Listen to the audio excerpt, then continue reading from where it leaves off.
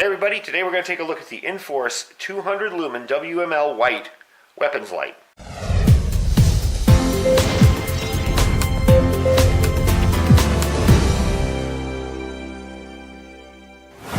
So in the continuing saga of upgrading my home defense rifle, the one I keep at the ready most of the time, I decided to change out the light that I previously had on there. The previous light I had on there was the O-light. Great flashlight. I mean, don't get me wrong, it's an amazing flashlight. But I didn't like the mount. It wasn't comfortable. It's mounted up top here. Kind of a cantilever mount where it came down here. And it just, you know, when you're holding the gun, having to push it up there, it was just uncomfortable for me. So, maybe I'll use it on a different gun. Maybe not. Not sure. But anyway, the shop that I work at part-time was selling these Inforce weapon lights. I've seen them before. And basically, I decided to go for it and pick one up and see how I liked it. I went out and tested it when I zeroed in the new Lucid scope. And by the way, this took about 5 or 6 shots and it was right on target. This is the new Lucid scope I reviewed a couple reviews back. It's the 4-power combat optic. Great scope, easy to use, easy to zero. But anyway, back to the light. I decided to try one out. Main reason for this gun is my home defense gun. When I say home defense, I don't necessarily mean in my house, but it might be an intruder in my back property or my front or, you know, who knows, multiple intruders. Generally, for inside my home, I'd probably use a pistol, but for outside, where I'm facing unknown threats, be it a wild animal or who knows what, I want a long gun. And light is safety, you know. You want to be able to identify your target. You'll use your light probably 20 times more than you'll ever use a firearm, you know. And light scares off bad guys, and even some animals. So with a light, you can actually see what you're doing. So that's what the concept behind the light on this firearm. I'm going to give you a quick rundown of the specs on it. It is, runtime runs 1.5 hours with the one CR123 battery in it. It's 200 lumen light, which I figured is more than adequate for what I'm using it for. The bezel diameter is 1 inch. It's got a nice polished bezel inside there. Length is 4.10 inches. The weight with the batteries is 3 ounces. That's another plus over the O-light. This is much lighter. It's got 3 modes, constant, momentary, and strobe. You can disable the strobe. You fire the strobe by clicking on it twice real quick. Then you disable it and it goes back to its normal mode. If you want momentary, you move the switch over here, throw switch, and you have momentary on. Okay? And the low light can be accessed from the strobe, hitting it twice. It's waterproof up to 66 feet, and it comes with a lithium 123A battery. Very common battery. You can buy them almost anywhere now.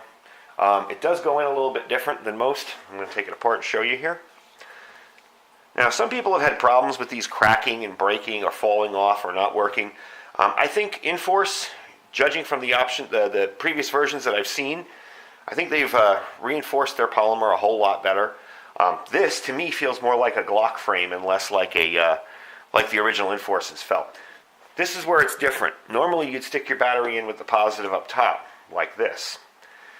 The Inforce, you put it in like that. And as you can see, it's all aluminum machined inside here. This is another innovative kind of thing that Inforce has done. Most of the time, LEDs get very, very hot, and anything with polymer on it is probably a bad idea. If you notice, they have the vents here to keep it cool. And in running this and testing it out, I mean, granted it was daylight, but I wanted to test the light anyway, so I tested it.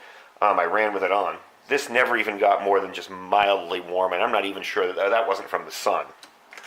So, screw it back in. Simple mounting system. If you notice the bottom here, you'll see that that area moves up and down.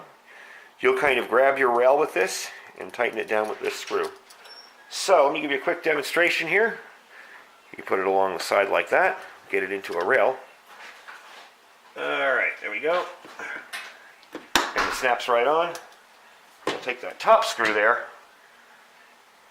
and tighten it down. You only want to do it hand tight. You don't want to strip this screw, and you don't want to push in too hard. I've had absolutely no issues with it coming loose. And you see how easily it is done there. I did it with one hand. It's got a lockout feature. It's got 2 lockout features, actually. What you can do is you can take this up here, and that prevents the button from being pushed. So if you're packing it up in a range bag or something, that's been one of my biggest problems. Packing lights in range bags and worrying about the light being triggered in some way.